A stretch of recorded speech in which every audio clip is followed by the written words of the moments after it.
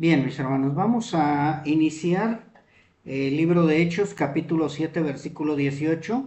Vamos a continuar con la serie Hechos de los Apóstoles. Vamos a leer el estudio, vamos a aprender el estudio número 31. Hoy se llama el estudio Moisés y el Mesías. Y dice así la palabra de nuestro Dios: se lee en nombre del Padre, del Hijo y del Espíritu Santo. Hasta que se levantó en Egipto otro rey que no conocía a José. Este rey, usando de astucia con nuestro pueblo, maltrató a nuestros padres a fin de que expusiesen a la muerte a sus niños para que no se propagasen. En aquel mismo tiempo nació Moisés y fue agradable a Dios, y fue criado 3 meses en casa de su padre. Pero siendo expuesto a la muerte, la hija de Faraón le recogió y le crió como a hijo suyo. Y fue enseñado Moisés en toda la sabiduría de los egipcios, y era poderoso en sus palabras y obras. Cuando hubo cumplido la edad de 40 años, le vino al corazón el visitar a sus hermanos, los hijos de Israel, y al ver a uno que era maltratado, lo defendió, e hiriendo al egipcio, vengó al oprimido.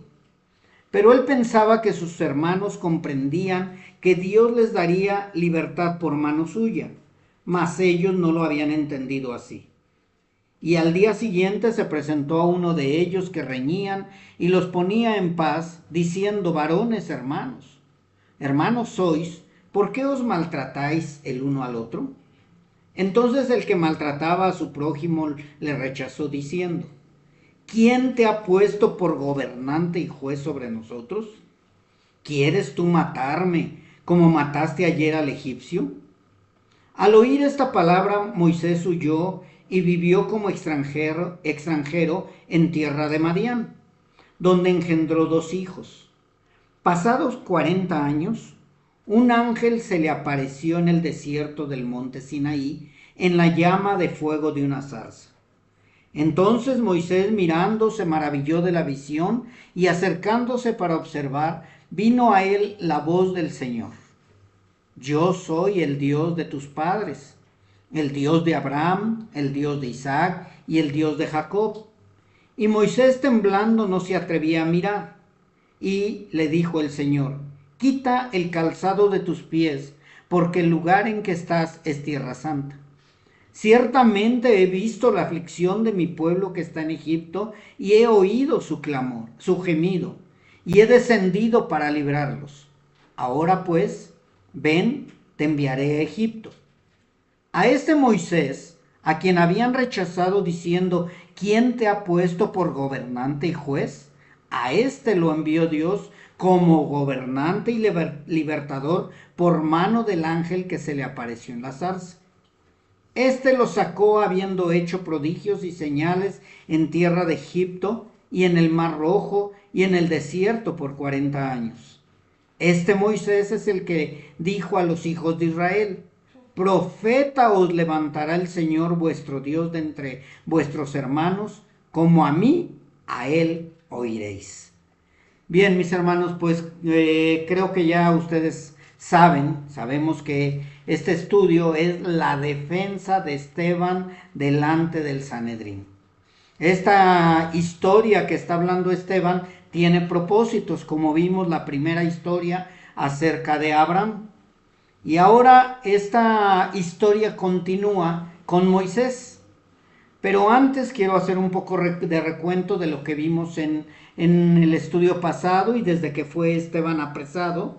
Hemos visto a Esteban cómo acusa a los miembros del concilio de haber sido los traidores y asesinos de Jesús. Si ustedes se van dando cuenta, Esteban lo que está orquestando o lo que está llevando a cabo es confrontar a los mismos miembros del Sanedrín, del concilio, de los libertos, para que se den cuenta que ellos fueron parte de esa traición y parte de ese asesinato a nuestro Señor Jesucristo. Esteban también dejó claro que casi toda la nación, no toda la nación, sino casi toda la nación de Israel, nunca ha adorado al Dios verdadero o a Dios verdaderamente, y que siempre se ha desviado a la idolatría. Esto es importante también saberlo, mis hermanos, porque tristemente lo vemos en la iglesia. Mucha gente se dice adoradora de Dios, adoradora de Jesucristo, mas sin embargo muchos se han desviado hacia la apostasía, pero algunos quedamos también para seguir hablando de la verdad. Este Israel étnico, del cual Esteban está confrontando o está dando la historia de ellos, también Esteban lo que quiere es que se note que hay un remanente que permaneció fiel a Dios. El Israel étnico también tiene remanente que permanece fiel a Dios. Tanto el Israel étnico como el Israel espiritual, el cual en su totalidad permanecemos fieles a Él. Así es desde ese tiempo hasta el día de hoy. La defensa también de Esteban era importante que lo entendamos, que era un duro golpe al pueblo de Israel y en especial al Sanedrín. ¿Por qué era duro ese golpe? Porque el pueblo de Israel se llenaba la boca de decir que era Dios en lo máximo para ellos y que obedecían a Dios totalmente. Mas sin embargo Esteban, como lo está llevando esta defensa, la está llevando de una manera que ellos llegaran a entender que eran responsables y culpables.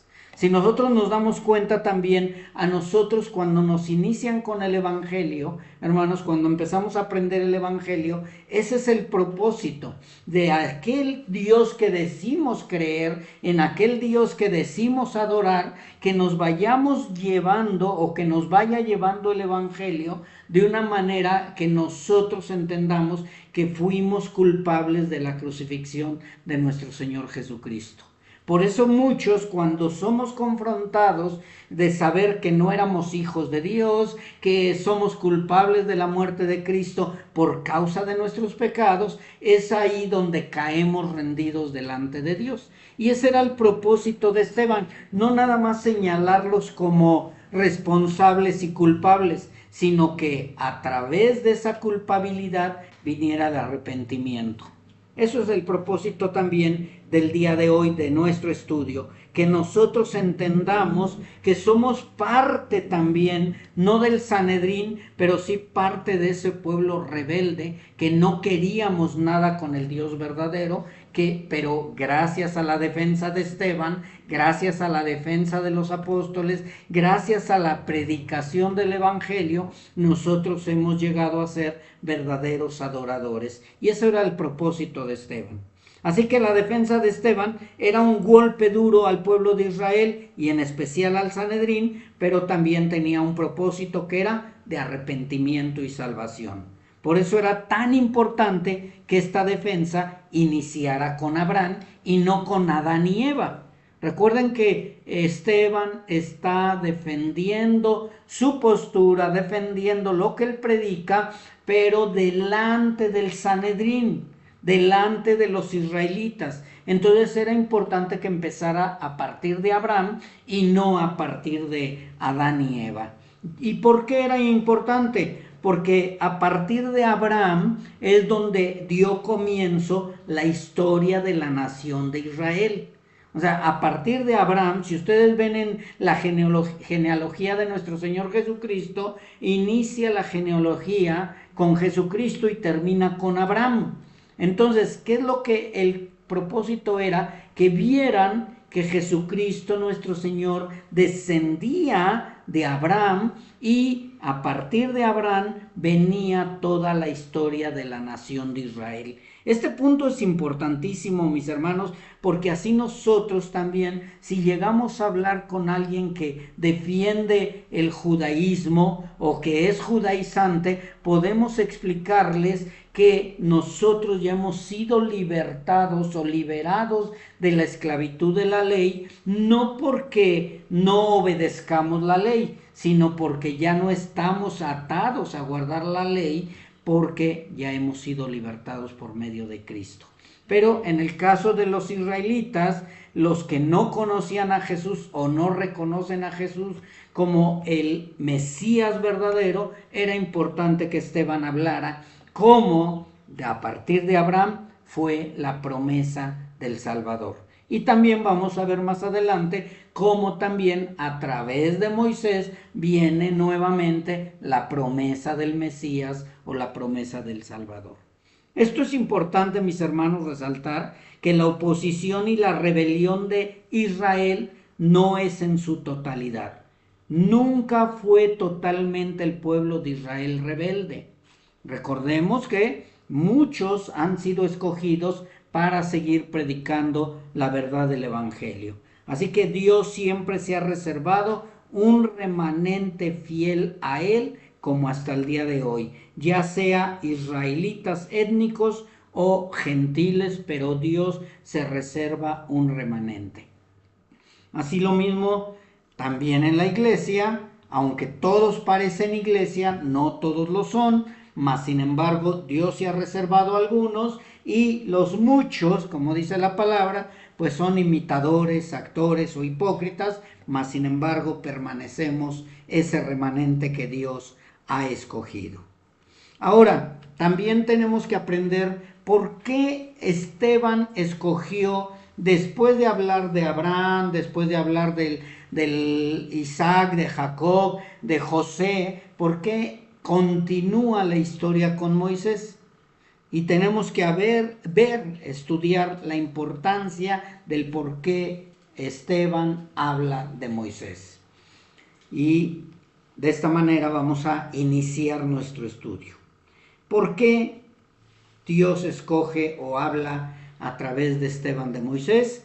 Porque Moisés fue el profeta que Dios escogió con un gran propósito. Y ese propósito era liberar a los israelitas étnicos y también escoger o hablar y prometer, dar la promesa de la liberación del Israel espiritual por medio de nuestro Señor Jesucristo. Es algo muy importante esto, que Dios escoge a Moisés para liberar al pueblo de Israel étnico, pero también dentro de eso para avisar o anunciar o dar la promesa de que vendría a través de Israel el Mesías Salvador de toda la nación y de toda la humanidad. Esteban, al hablar de Moisés, tocó puntos claves que el Sanedrín conocía muy bien y que no podían refutarle. Esto es importante, mis hermanos, que cuando nosotros, así como Esteban, presentemos defensa, ya lo he dicho en los estudios anteriores, cada vez que presentamos defensa de lo que predicamos, tiene que haber puntos claves que no puedan refutar las demás personas. Y aquí lo que hace Esteban, habla desde el levantamiento de un faraón que no conoció a José. Si ustedes recuerdan, la primera defensa fue hasta José, donde José permite que las 12 tribus de Israel permanezcan en Egipto, y en Egipto empiezan a tener más productividad, empiezan a crecer en número, pero pues el faraón que ayudó a José muere y después de ahí se levanta otro faraón. Ese faraón no conoce a José, no reconoce a los israelitas como parte de la promesa del faraón anterior, y este faraón empieza a maquinar en contra del pueblo de Israel. Recuerden que a partir de ahí los hebreos o el pueblo de Israel empieza de una manera diferente a vivir. ¿Cómo empieza a vivir? En esclavitud. El faraón empieza a esclavizar al pueblo de Israel, los hebreos o los israelitas empiezan a sufrir opresión, y de ahí viene el decreto de matar a todos los varones, no las mujeres. Yo no sé si ustedes conocen la historia acerca de que viene el levantamiento o la orden o el decreto de matar a todos los varones israelitas. Pero Dios, como siempre, se reserva un remanente. En esta ocasión se reserva ¿a quién? A Moisés. Él se reserva a Moisés para que él sea usado por Dios para ser el libertador del pueblo de Israel. Pero un poquito más antes de que Moisés fuera el libertador, recordemos algo de lo más importante acerca de Moisés. No es que Moisés haya sido muy sabio o muy conocedor, sino recuerden que Moisés fue criado por los egipcios. Entonces, en ese tiempo, los egipcios eran los más sabios, los egipcios eran los más estudiados, los egipcios eran los más conocedores de lo que era matemáticas, etcétera, y etcétera. Entonces, Moisés fue criado como el hijo de la hija del faraón. Y de esta manera, al saber Moisés tanto y tener Moisés tanto conocimiento, de esta manera Dios lo escoge, pero si ustedes recuerdan más adelante, él tenía miedo de seguir o de defender al pueblo. También algo muy importante que aprendemos es que aún en medio de toda su sabiduría de Moisés, Moisés dijo: soy tardo para el hablar. Moisés, aunque él quiso defender a su pueblo al principio, ya cuando Dios lo llama, él tiene cierto temor. Por eso es que Dios permitió 40 años que estuviera en el desierto, 40 años para que fuera preparando el corazón de él, y durante esos 40 años Dios preparó el corazón de Moisés, igual que nosotros, o a nosotros Dios nos va preparando. Así que de esta manera vemos cómo Moisés prefirió dejar toda la sabiduría de los faraones, dejar toda la riqueza que le ofrecía Egipto, y prefirió irse de ahí para un día prepararse y liberar al pueblo de Israel. Esos 40 años fueron de preparación y de formación de parte de Dios para que él pudiera regresar. Y dice en Hechos 7, 33, 34, cuando se le presenta Dios a Moisés, dice así: yo soy el Dios de tus padres, el Dios de Abraham, el Dios de Isaac y el Dios de Jacob. Ahí si se dan cuenta, Dios nombra a los 3 patriarcas más importantes, que son los que inician la historia del pueblo de Israel. Y dice así después: y Moisés, temblando, no se atrevía a mirar.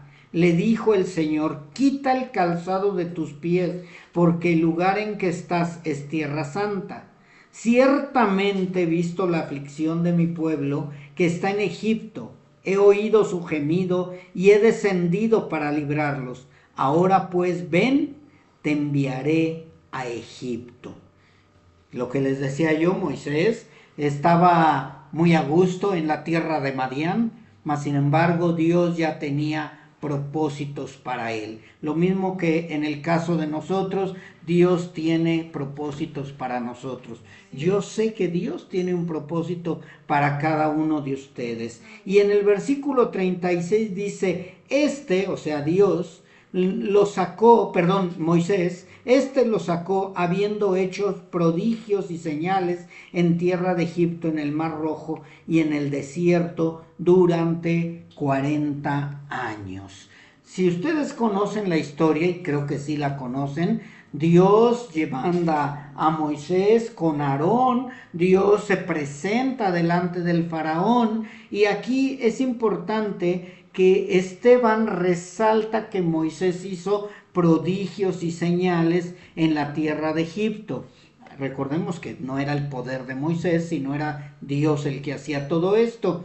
Pero lo más importante es que Esteban estaba mostrando que Dios respaldaba en todo a Moisés. ¿Por qué era importante que el pueblo de Israel entendiera que Dios estaba respaldando a Moisés? Porque iba a venir después una promesa. la promesa del Mesías, el cual iba a hablar igual que Moisés y al cual tenía que obedecer el pueblo de Israel, que en ese tiempo, cuando Esteban estaba siendo acusado, pues el pueblo de Israel no obedeció a nuestro Señor Jesucristo. Por eso les digo que es importante cómo va preparando todo Esteban de una manera que no hubiera manera de refutar lo que estaba diciendo Esteban. Entonces, si obedecieron a Abraham, si obedecieron a Isaac, Jacob y obedecieron a José también, y después obedecieron a Moisés, ¿por qué no entendieron que el que iba a venir como el libertador del pueblo de Israel no lo obedecieron? Por eso es que Esteban está confrontándolos con su pecado y mostrándoles que el pueblo de Israel nunca ha sido 100% fiel al Dios verdadero. Y es lo mismo el día de hoy. Nosotros tenemos la responsabilidad de confrontar con las escrituras a la gente que se dice cristiana para que vean si verdaderamente están adorando al Dios verdadero o están adorando a otro Dios. Así que aquí, este punto que acabo de leer, estos puntos donde le dice te enviaré a Egipto y Moisés hace maravillas y prodigios, tanto en Egipto como en el Mar Rojo y en el desierto durante 40 años, era un punto importante para que vieran que Dios siempre lo estuvo respaldando en todo. Y aunque Israel y muchos extranjeros presenciaron las maravillas que Dios hizo a través de Moisés, entre esas las 10 plagas en Egipto, entre ellas la muerte de los primogénitos, entre ellos la nube de día y la columna de fuego en la noche, el maná, los codornices, todas las señales, prodigios, el agua que brotó para que pudieran tomar agua durante todo ese tiempo, esos 40 años en el desierto. Esteban muestra todo eso, viendo que fue Moisés respaldado, ahora él les muestra todo para que ellos se dieran cuenta que sí, efectivamente, el pueblo de Israel fue rebelde a todo lo que Dios hizo a través de Moisés. Así que el propósito de Esteban es que Dios escogió hombres claves para que Esteban presentara su defensa. O sea, Dios escoge nombres claves, escoge a Abraham, escoge a Moisés, escoge a puras personas o varones que estaban respaldados por Dios y que hablaban conforme a la voluntad de Dios. Escogió a Abraham, escogió a los patriarcas, escogió a todos ellos y escoge a Moisés como el libertador que despreció el poder de Egipto para ser usado por Dios para liberar al pueblo de Israel. Y también, aparte de eso, además de ser el escogido para mostrar la ley de Dios, fue el escogido para anunciar al Mesías prometido. Mas sin embargo, el Sanedrín no lo entendió hasta más adelante. Entendió, no todos, pero algunos sí entendieron que ellos habían sido responsables de no escuchar la promesa del Mesías. Yo te pregunto, ¿de verdad has escuchado lo que Dios quiere hablarte? ¿De verdad has escuchado lo que Dios te quiere mostrar? ¿De verdad has entendido de dónde venimos, de dónde nos sacó Dios, cómo nos sacó Dios, cómo Dios nos liberta a través de nuestro Señor Jesucristo? ¿O seguimos en las mismas necedades de no escuchar? Por eso es que en el 37, aquí es el punto álgido o el punto más frío o el punto más confrontativo en el versículo 37, cuando Esteban les dice esto acerca de Moisés. Dice en el 37, este Moisés es el que dijo a los hijos de Israel: profeta os levantará el Señor vuestro Dios de entre vuestros hermanos, como a mí, a él oiréis. Esto ya después lo voy a desglosar en la escritura de Deuteronomio, mis hermanos. Pero antes yo quiero que se den cuenta cómo va a Esteban marcando paso a paso, punto a punto, la rebelión del pueblo de Israel.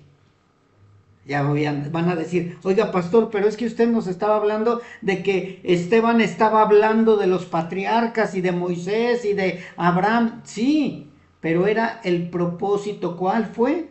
Llevarlos al quebrantamiento, llevarlos a que se dieran cuenta del pecado tan grande que hicieron. Entonces es lo mismo con nosotros, mis hermanos. Nosotros tenemos a los profetas, tenemos a los apóstoles, tenemos a los pastores, tenemos a los maestros, y Dios cada día nos trata de confrontar con nuestro pecado para ver si verdaderamente estamos entendiendo lo que se nos enseña y lo que se nos predica. Que no estemos tirándolo nada más hacia la basura, mis hermanos, sino que entendamos lo que Esteban estaba proponiendo o tratando de enseñar al pueblo de Israel y ahora a nosotros. Esteban estaba tratando de confrontarlos y por eso habló del Mesías profetizado por Moisés, y de esta manera confrontarlos, aún lo entendieran o no lo entendieran. ¿Qué es lo que tenemos que hacer nosotros cuando predicamos el Evangelio? Hablarles que Jesucristo es el Mesías, que Jesucristo es el libertador, que solamente a través de Cristo hay salvación y vida eterna. Y todo esto lo tenemos que enseñar independientemente si la gente lo entiende o no. Tenemos que predicar el Evangelio independientemente si la gente lo entiende o no. Nosotros tenemos que presentar defensa. Es lo que está enseñando Esteban, que nosotros no podemos quedarnos callados, porque así como la gente dice, es que yo sí amo a Dios, Esteban también sabía que el pueblo de Israel decía que amaba a Dios. Entonces les dice, bueno, si aman a Dios, ¿por qué no aman a lo que dice Abraham? Que a través de Abraham vendría el Mesías prometido. Y todos dicen, bueno, pues nosotros seguimos esperando al Mesías. Y después llega Moisés y les dice, a este profeta que Dios levantará, lo tienen que obedecer como a mí me han obedecido. Si ustedes se dieron cuenta, Moisés fue el encargado de sacar al pueblo de Israel de Egipto. Y todos le obedecieron, todos fueron siguiendo a Moisés, aún en medio de las pruebas, aunque no sabían a dónde iban, se fueron siguiendo a Moisés y le obedecieron. Se revelaban algunas cosas, mas sin embargo siguieron durante 40 años a Moisés como el líder o como el libertador. Entonces, ¿qué es lo que tenemos que aprender aquí? Que Dios es lo que hace cuando levanta a alguien. Nosotros debemos ver si verdaderamente está respaldado como Moisés en este caso, o como algún profeta que Dios levanta, respaldado por Dios. Y por eso es que Moisés se atreve a decir, así como a mí me han oído, así como a mí me han seguido, así como han creído en lo que yo les he mostrado, el profeta que Dios levantará, a ese ustedes tienen que escuchar y seguir. No hay nadie más. Esteban habló de Abraham para su defensa, pero no lo escucharon. Esteban no tuvo temor a confrontar al Sanedrín, pero ellos, en lugar de ser persuadidos, se enfurecieron contra él. Y aquí yo quiero hablar un poquito más fuerte acerca de lo que citó Esteban en cuestión del Mesías.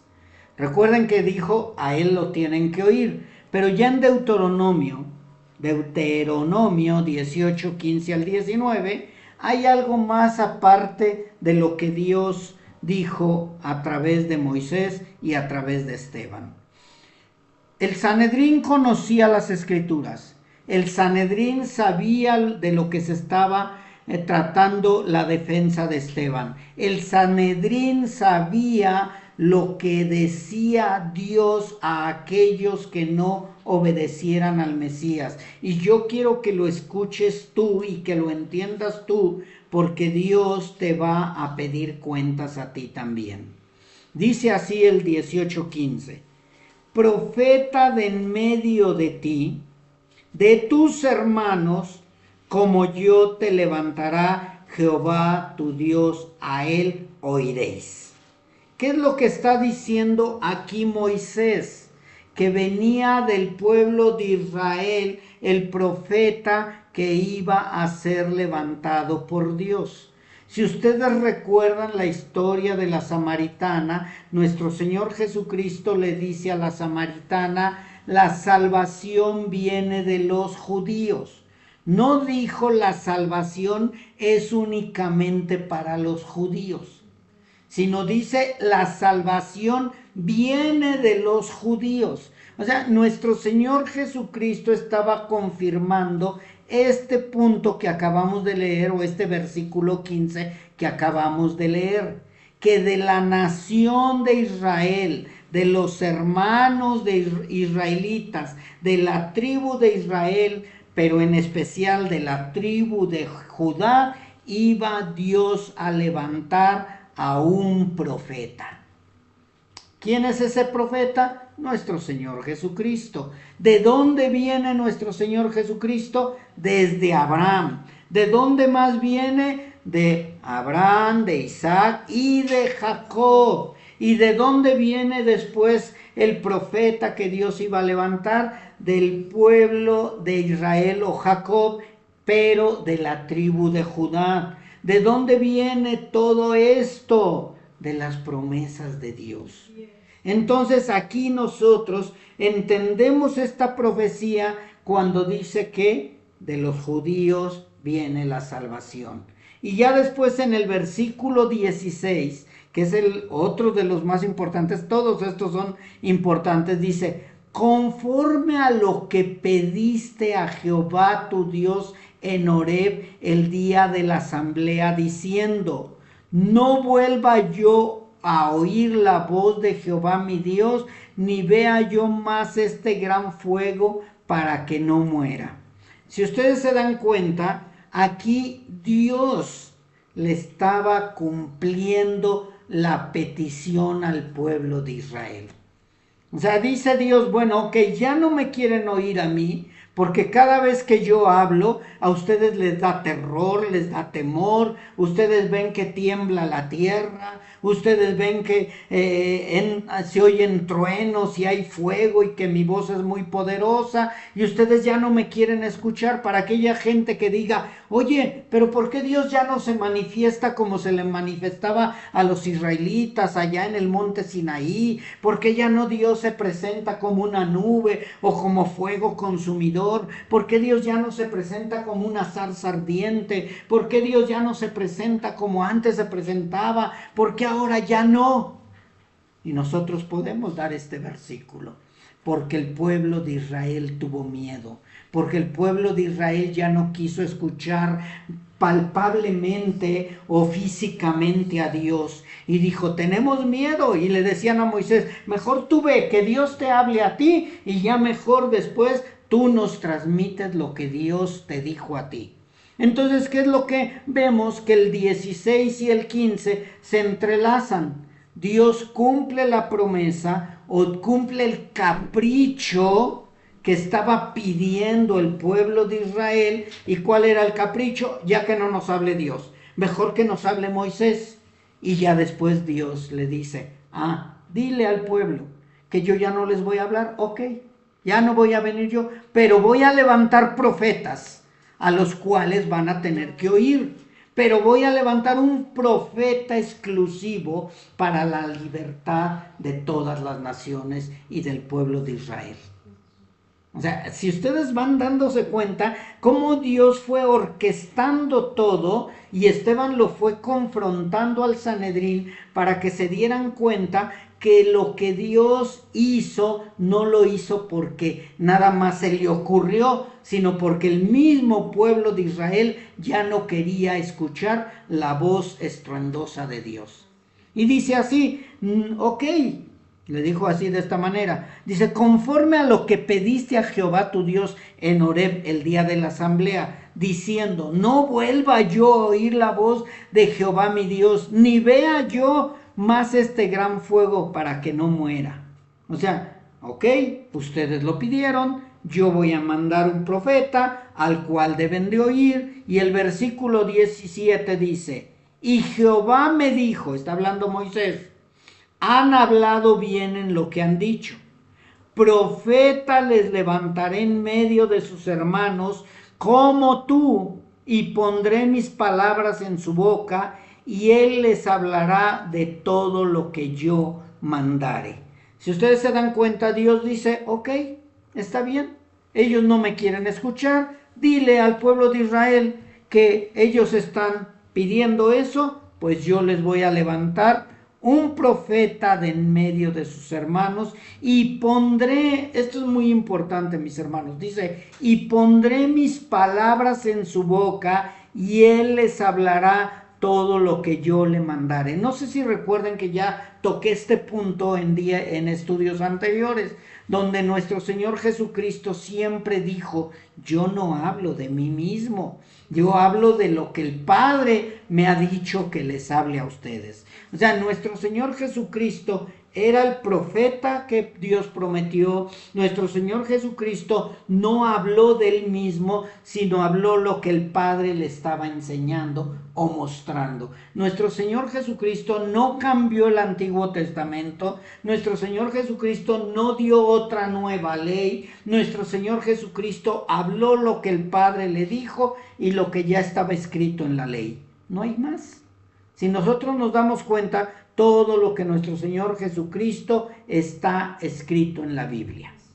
Lo demás, lo que había inventado el Sanedrín y los saduceos y los fariseos y todos ellos, era parte de sus tradiciones, pero no era la palabra de Dios.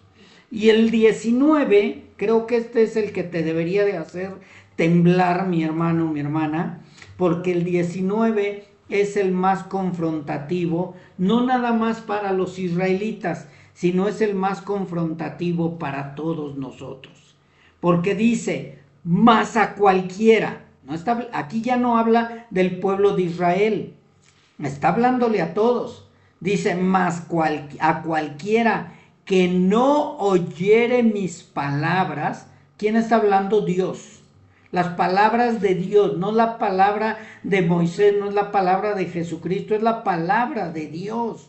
¿Por qué digo no es la palabra de Jesucristo? Porque a Jesucristo lo veían como un hombre común y corriente, lo veían como un hombre pecador, no lo reconocían como Dios mismo, no lo reconocían como el Hijo de Dios, sino lo reconocían como un hombre común, ¿sí? Entonces por eso es que Dios aclara, mas a cualquiera que no oyere mis palabras, que él, o sea, el Mesías o el profeta, hablar en mi nombre, yo le pediré cuenta.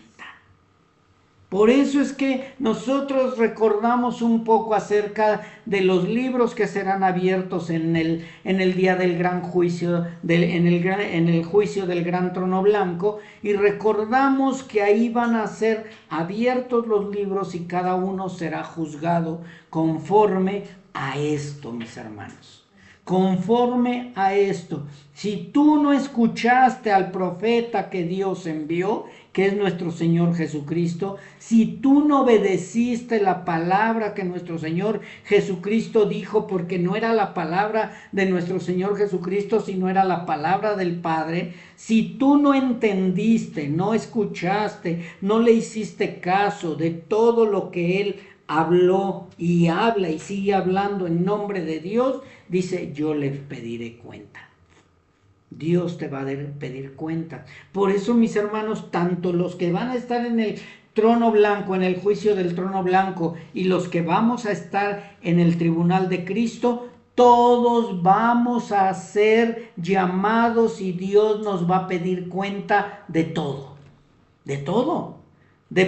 Cuando te llamó, de cuando te mandó a hacer algo, de cuando te dijo que hicieras esto o que dejaras de hacer aquello y tú lo seguiste haciendo. Nuestro Señor, nuestro Dios nos va a pedir cuenta de todo.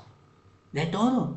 Y no va a haber manera de decirle, es que yo no lo sabía, es que yo no lo entendía, es que yo no lo conocía. Va a decir el Señor, bueno, si tú no tienes el discernimiento y no tienes el Espíritu Santo, entonces vas al fuego eterno. Si tú tuviste el Espíritu Santo, tienes discernimiento y desobedeciste, yo te voy a pedir cuenta. O sea, que de ningún lado, de ninguna parte, nos vamos a poder justificar ni vamos a poder defendernos. No hay autodefensa, mis hermanos, no hay defensa personal en este caso. Aquí en este caso es reconocer lo que nosotros hemos hecho en lo que Dios nos ha dado en nuestras manos. Tremendo, ¿verdad? Pero bien, por eso les digo que este punto, estas palabras que están aquí en la escritura deberían de resaltarlas, ponerlas en grande, en negritas, en Arial, en lo máximo, y que diga, yo les pediré cuenta, porque Dios te va a pedir cuentas. Dios te va a pedir cuentas de cualquier palabra ociosa. Dios te va a pedir cuenta de cualquier hecho ocioso, de cualquier pensamiento ocioso, de cualquier actitud. De todo te va a pedir cuenta el Señor. No creas que va a pasar desapercibido. Dios no puede ser burlado. Nosotros lo sabemos, mis hermanos. No podemos llegar y decir, es que Señor, no puse atención en ese estudio, no puse atención en esa predicación. Ay, es que me estaba yo durmiendo. Ay, es que estaba yo pensando en lo caro que está la comida y la carne y los frijoles. No, ay, es que yo pensé que estaba yo pensando en el trabajo, que tengo que obedecer al patrón, porque si no me va a correr. No, mis hermanos. No vamos a tener ninguna justificación de nada. De nada. Ay, es que estaba yo joven. Ay, es que el mundo me atraía. De nada vamos a poder poner justificación. El Señor nos pedirá cuenta. O sea, ya no vamos a tener ninguna otra manera de contradecir lo que Dios nos diga que hicimos mal. Aquí sí podemos justificarnos. No es que el pastor no me dijo, no es que yo no entendía al pastor. Ay, es que el pastor habla muy diferente, es que habla muy raro, es que exige demasiado. Sí, pueden decir todo lo que quieran del pastor, de la esposa del pastor, del hermano, de la hermana. Se van a poder justificar aquí de todo, pero ya delante de Dios ya no va a haber justificación. Ya no va a haber, mis hermanos. Y entonces, como ellos conocían estas escrituras, no necesitaron ir a los libros, sino lo entendieron, y por eso ellos se enojaron, por eso ellos gritaron, y por eso ellos empezaron a decir, blasfemia, blasfemia, porque se dieron cuenta que todo esto era una gran verdad. Era verdad lo que estaba pasando. Así que, mis hermanos, es importante que nosotros entendamos esto para poder entender el gran compromiso que tenemos nosotros como cristianos predicadores del Evangelio, pero también como cristianos que vamos a ser confrontados el día que estemos delante del Señor. Así que, mis hermanos, ya como para ir cerrando con esto, con esta historia de Moisés, con esta historia del Mesías, necesitamos entender que al mundo no le importan los argumentos que se les puedan mostrar, que solamente Dios puede abrirles el entendimiento, pero que nosotros debemos de seguir predicando el Evangelio. Porque, dice Jeremías 7:27, tú pues les dirás todas estas palabras, pero no te oirán, los llamarás y no te responderán. Mis hermanos, así como Esteban defendió su postura, defendió lo que Dios le mandó a defender, Ellos no le entendieron, ellos le dijeron blasfemo, ellos lo apedrearon, mas sin embargo Esteban no cayó. Él sabía que no iban a escuchar sus palabras, él sabía que no iban a entenderlo y que no iban a responder, pero nosotros tenemos la responsabilidad de seguir predicando el evangelio, de seguir poniendo defensa, de seguirles mostrando que Dios es el que les va a pedir cuenta. Hay una situación que quiero compartir ahorita en el libro de Hechos, capítulo 16. Mis hermanos, nosotros no podemos dejar de hablar la palabra de Dios. Hay mucha gente que le interesa conocer la palabra de Dios. Hay mucha gente que ya no le interesa. Pero lo más importante es que prediquemos, porque Dios puede extender su misericordia para esas personas. Y esta historia que les quiero platicar está en Hechos 16, 14, es de la mujer llamada Lidia. Dice: entonces una mujer llamada Lidia, vendedora de púrpura en la ciudad de Tiatira, que adoraba a Dios, estaba oyendo, y el Señor abrió el corazón de ella para que estuviese atenta a lo que Pablo decía. Y fue bautizada y su familia nos rogó diciendo: si habéis juzgado que yo sea fiel al Señor, entrad en mi casa y posad, y nos obligó a quedarnos. Esta historia de Lidia es una persona que decía amar a Dios. Es una persona que decía que adoraba a Dios. Era una persona que escuchaba la palabra de Dios. Si ustedes se dan cuenta, dice que ella estaba escuchando atentamente a Pablo. Es importante esto. Si tú estás predicándole a una persona y la persona está escuchando atentamente porque dice: es que yo amo a Dios, es que yo quiero a Dios, no es atacarlos y decirle: no, pero usted no escucha al Dios verdadero, usted está escuchando a otro Dios. No, es seguirle predicando las buenas nuevas, extender la misericordia, porque recordemos que Dios es el que abre el entendimiento. Y aquí dice, en el versículo 14, dice: ella adoraba a Dios y estaba oyendo, y el Señor abrió el corazón de ella. Esto es importante entender, mis hermanos. Cuando tú predicas el verdadero evangelio, sin confrontar, sin sacar la espada, sin atacar a nadie, Dios puede abrir el corazón de la persona para que pueda arrepentirse y convertirse verdaderamente. Entonces nosotros tenemos la responsabilidad de predicarles el evangelio, y Dios es el que se va a encargar de abrir el corazón a quien quiera abrirle el corazón. Y ya vemos en el 15 cómo ella es bautizada, ella entiende que esto era diferente a lo que ella creía, ya que dice así: nos rogó diciendo: si habéis juzgado que yo sea fiel al Señor, entrad en mi casa y posad. O sea, ella entendió en ese momento que lo que le gustaba de Dios no era totalmente la verdad, y que necesitaba entender la verdad para poder ahora sí decir: yo soy fiel a Jesucristo. Y nos pasa lo mismo a muchos de nosotros antes de Cristo. Llegamos a decir que amábamos a Dios, que creíamos en Dios, que adorábamos a Dios, pero hasta que Dios nos abre el entendimiento, entendemos la verdad. Así, de esta manera, podemos entender lo que pasó con Esteban en su defensa. Esteban defendió lo que Dios le había mostrado por medio de su conversión.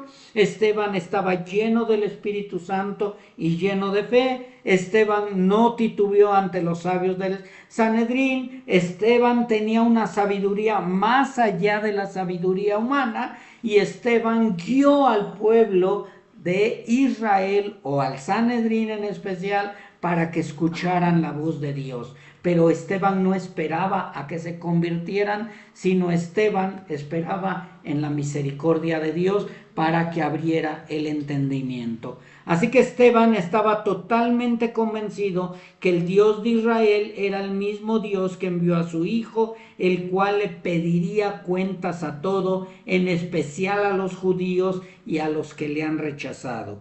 Por esto, el Dios de Israel, nosotros ahora es al que proclamamos, al que mostramos, al que le tenemos temor verdaderamente, y sabemos que Dios, ese Dios de Israel, el poderoso de Israel, es el que nos defiende y el que siempre va a estar del lado de nosotros. Yo espero de verdad, mis hermanos, que entendamos todo esto para que lo podamos explicar una vez que estemos delante del Sanedrín y no esperar a que estemos delante del Creador.